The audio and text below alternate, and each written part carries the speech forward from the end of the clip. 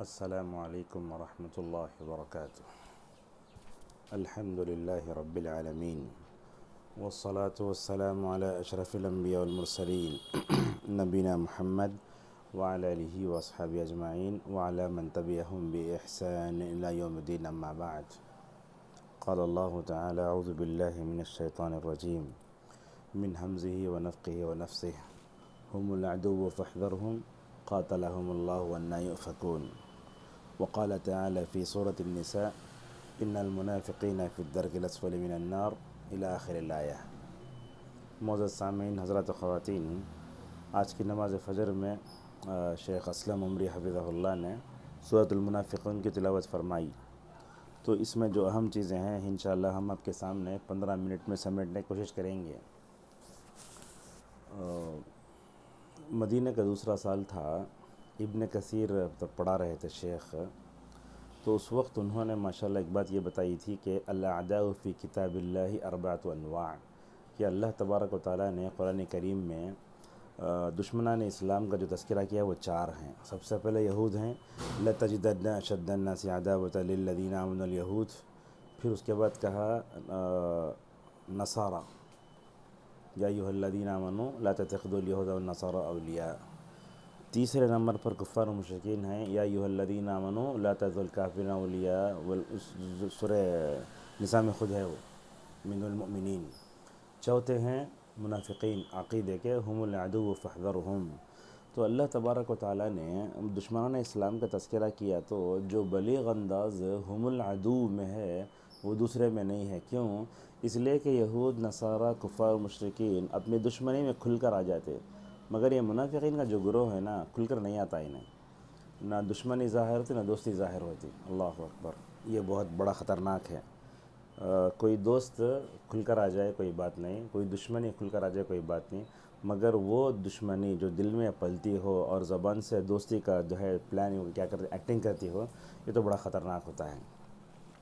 علامہ ابن القیم رحمہ اللہ نے زاد المعاد میں لکھا ہے کہ منافقین کا گروہ غزوہ بدر سے پہلے ہی وجود میں آ چکا تھا.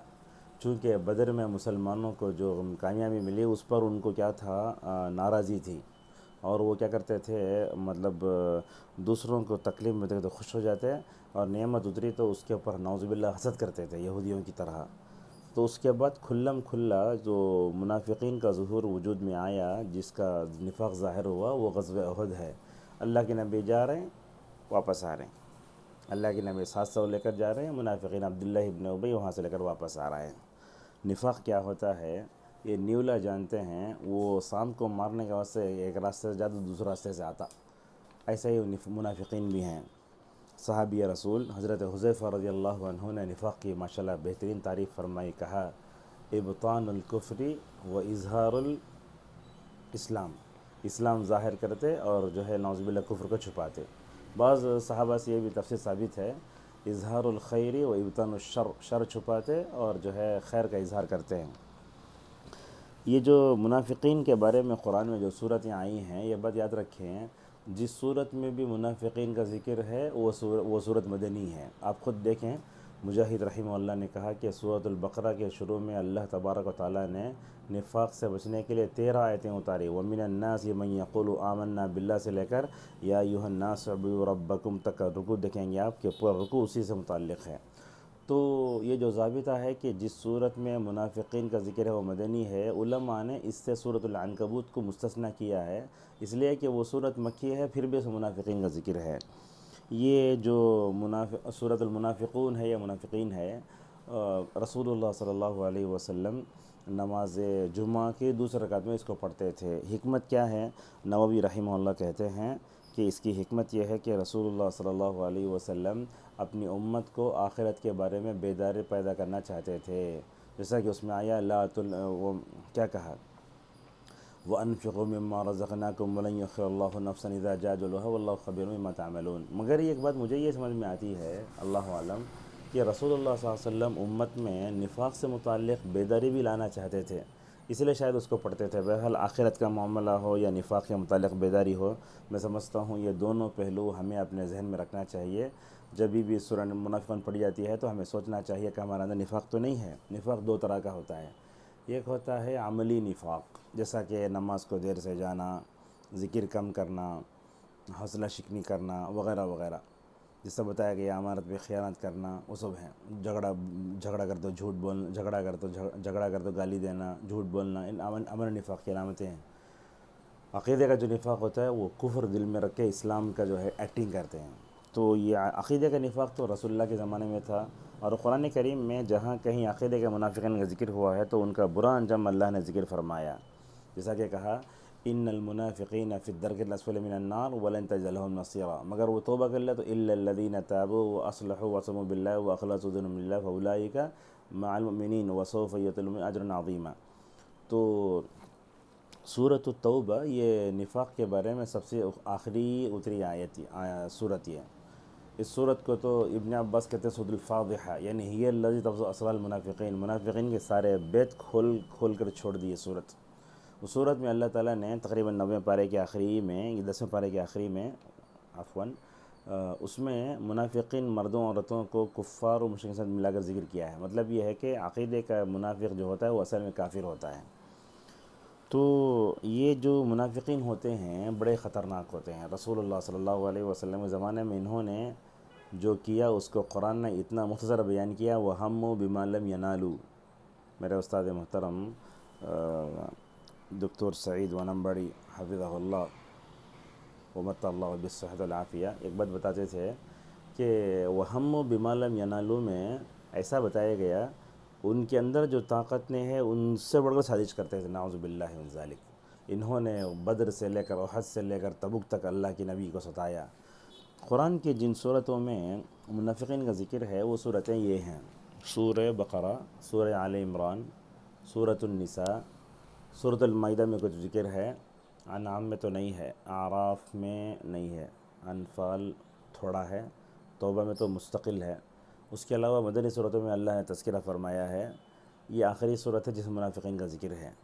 تو مدنی صورتوں میں ان کا ذکر ہے۔ اللہ تبارک و تعالیٰ نے ان کے بارے میں کہا اذا جاء المنافقون قالوا نشهد انک لرسول اللہ، آ کر بولتے ہم اللہ کا رسول بولتے آپ کو۔ اللہ فرماتا ہے، اللہ بھی گواہی دیتا ہے کہ یہ لوگ جھوٹے ہیں۔ تو کیسے ہیں لوگ اپنے ایمان کو ڈھال بناتے ہیں، اور منافقین کی ایک جو بری علامت اس صورت میں بتائی گئی ہے وہ یہ ہے کہ وہ اپنے ظاہر کو سنوارتے ہیں، جیسا کہ آج کل ہمارا حال بھی ہے۔